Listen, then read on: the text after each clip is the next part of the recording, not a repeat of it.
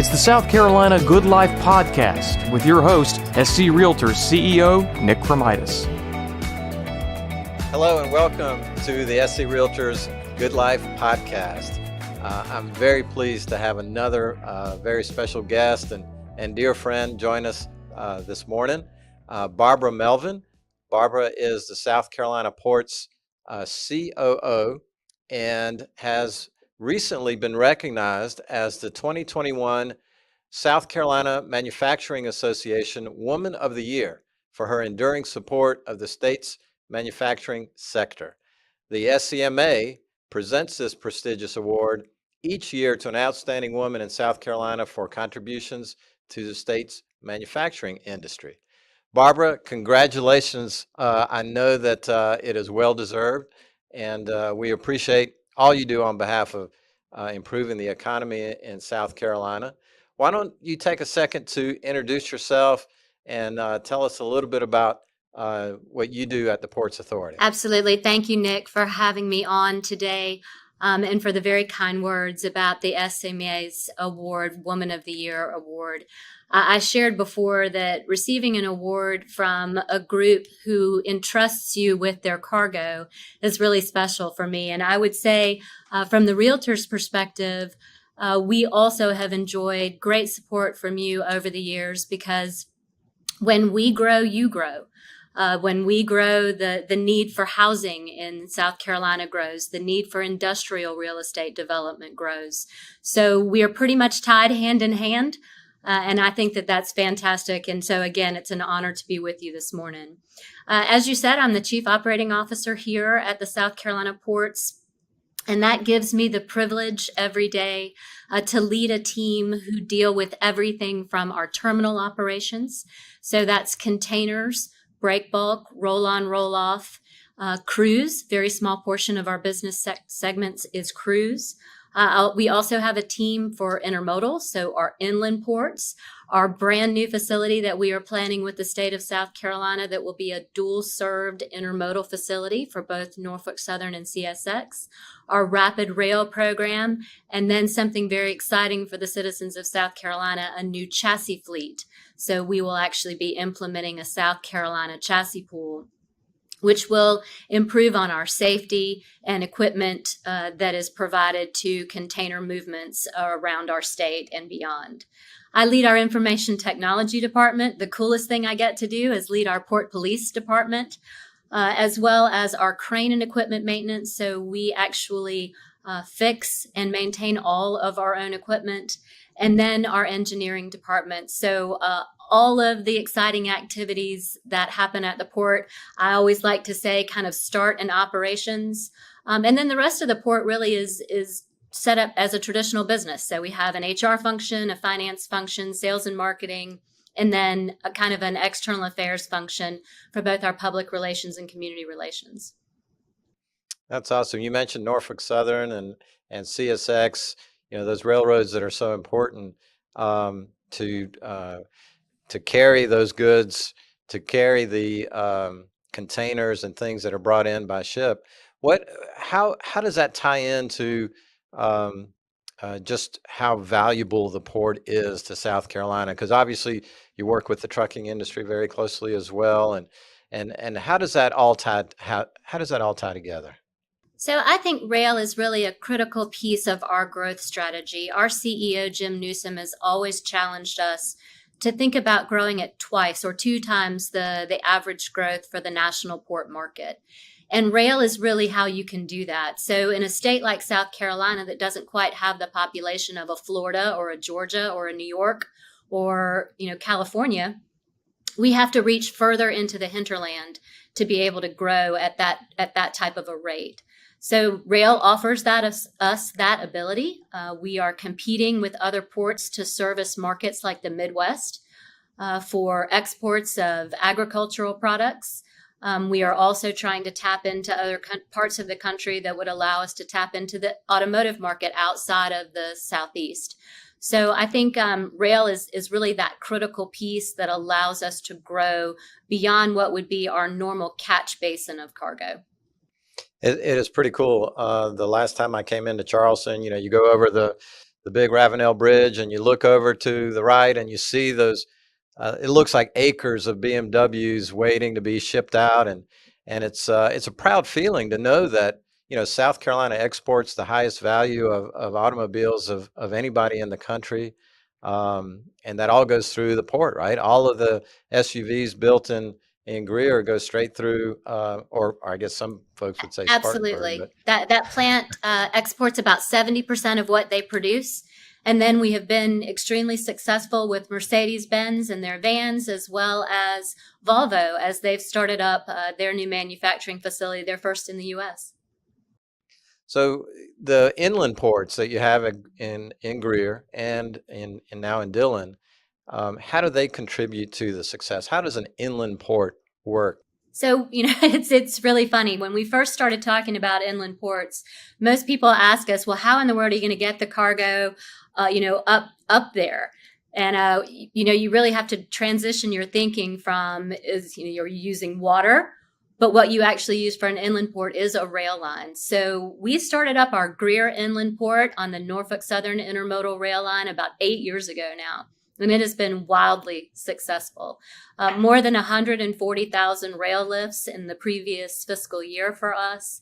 I think we probably had budgeted and planned for that facility to do about 100,000 rail lifts by year 10. So pretty amazing that we were able to match that in year 5. We have already started an expansion plan there. And you can only imagine the sophisticated customers that we've been able to attract around that facility. So it started with the anchor tenant of BMW, but it has grown tremendously since then. And frankly, their market has shifted from being a dominant import receiver of cargo to an export dominant market. So we've had to find other importers up there to balance our freight, which is a key for ports. You want to have a balance of imports and exports so that you don't have a lot of empty miles on roads or on trains. You don't want to move around an empty box. You want it to have cargo in it. That's how you make money. Just like a house doesn't need to sit empty. Same for our boxes. They really service people better when they have goods in them both ways, import and export. So that's the Greer facility. And then we opened more recently the Dillon Inland Port on the CSX line with an anchor tenant of Harbor Freight Tools. So truly, more than 2 million square feet under roof up on the border of North Carolina and South Carolina. Harbor Freight Tools. Pedro says buy Harbor Freight Tools. So it's been a very exciting project for us.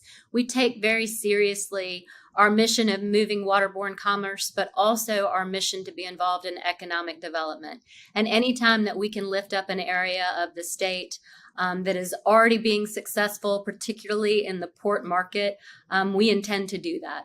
So this has been a little bit of a slower start, but they are putting up impressive numbers between 30,000 and 40,000 rail lifts in each fiscal year.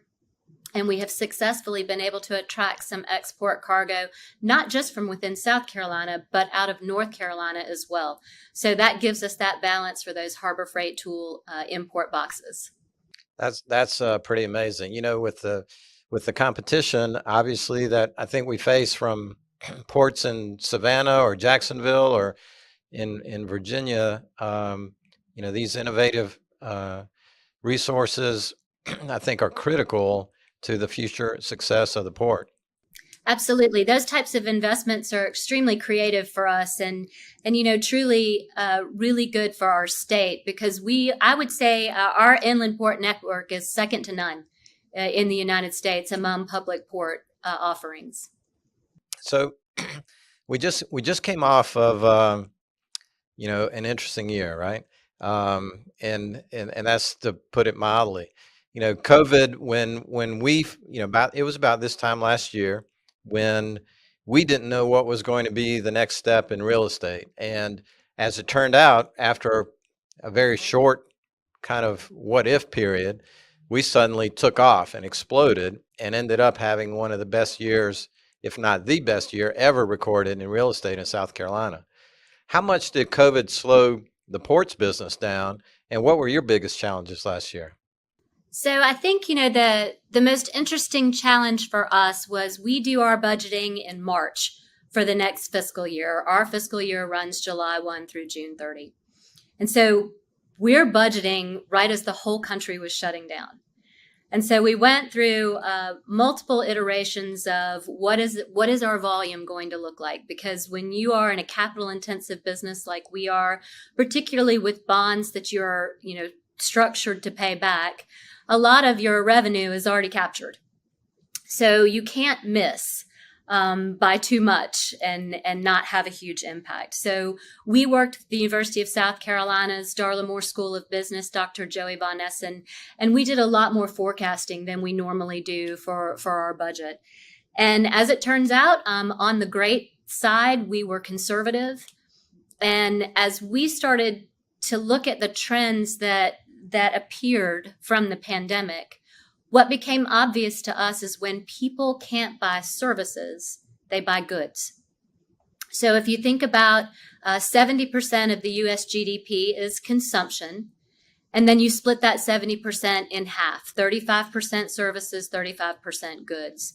Well, that 35% services was completely suspended. You couldn't go on vacation. You weren't able to eat out. Your haircuts were limited because your salons were shut down.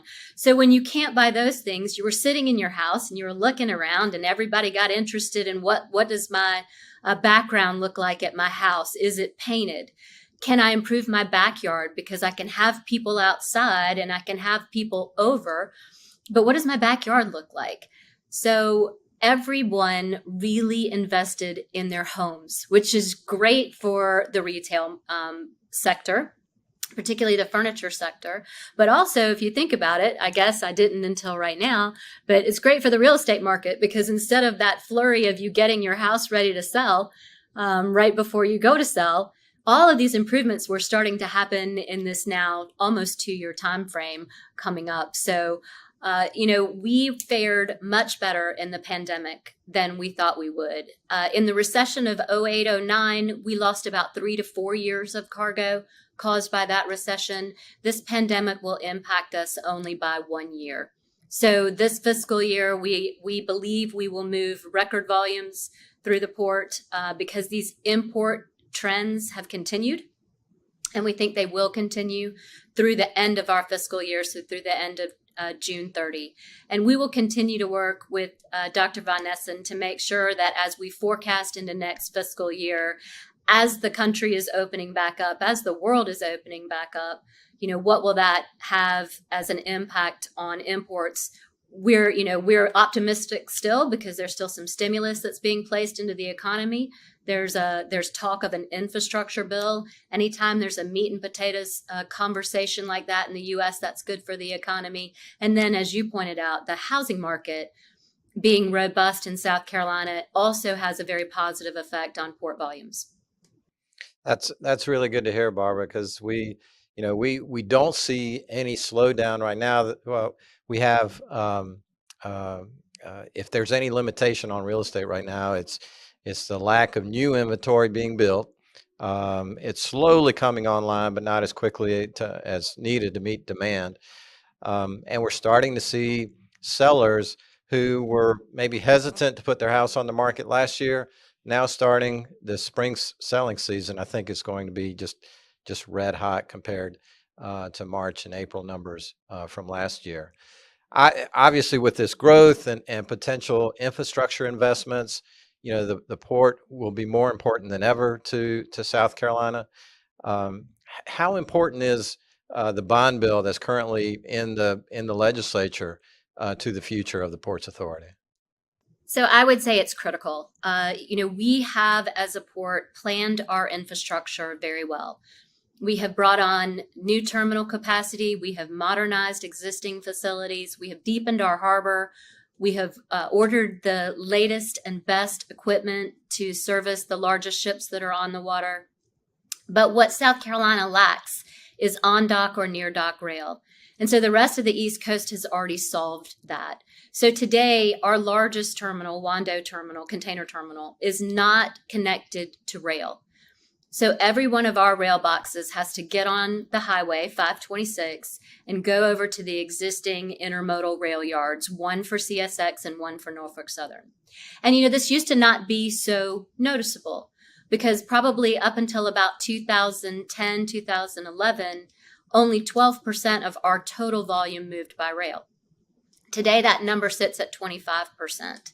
And so when you couple that with the amount of cargo growth that we have experienced during that decade, it really has become impactful to not only our road system, but to the truck capacity that is available to actually move that cargo. So we need a new intermodal facility that serves both Norfolk Southern and CSX. Luckily, the South Carolina Department of Commerce during the last decade, through their Palmetto Railways Division, has permitted this facility. So we're beyond that hurdle. And it is now time for South Carolina to build that facility. The South Carolina Ports has had, a very robust capital plan during the last 6 or 7 years where we've spent between $1.6 and $1.7 billion on the things that I just described, whether that was modernizing terminals, building a new container terminal, or deepening our harbor. But we've kind of tapped out our revenue bond market. So we have asked the state to support us in the construction of this facility, as well as implementing a barge program that will give us an alternative to moving our rail cargo by road. Because as this new rail facility is built, it will be connected to our new container terminal by a 1.5-mile private drayage road. And so that gives us the ability to keep that truck capacity off the roads and utilize what's already a permitted highway, the Marine Highway of the Charleston Harbor, and give an alternative to just moving a lot of our rail cargo by truck, because that dray capacity is tightening every day. And we are becoming, as a country, dangerously close to not replacing that truck capacity. So the average age of a dray driver, a container dray driver to and from the rail in the Charleston market, is about 55 years old. And we have, as a country, got to find a way to entice new people into that job market. That's older than the average realtor. Our average realtor member is around 52 now. Well, I might need to grab some of your realtors and see if they want to move over into truck driving. We, in addition to the explosion in sales last year, we also saw an explosion in our membership numbers. We're at the highest level of realtor members that we've ever had, and that's true nationally as well. Thank you for your hard work at the Ports Authority. I believe that it helps improve the quality of life for all South Carolinians by creating opportunities, creating jobs, investing in our state as y'all do. It is really what drives the economic engine of our state. And on behalf of all the realtors, thank you for all that you do. Nick, thank you. And again, we could not do it without the support of the business community and the very critical support of the realtors. So our relationship will continue to grow together. Thank you. And for everybody that's listening in, appreciate your time. We'll have another episode here soon. Again, Barbara Melvin, thank you so much for being with us. And we'll check in again with you really soon. For past and future episodes, check out the Good Life podcast at goodlife.screaltors.org. Thanks for tuning in.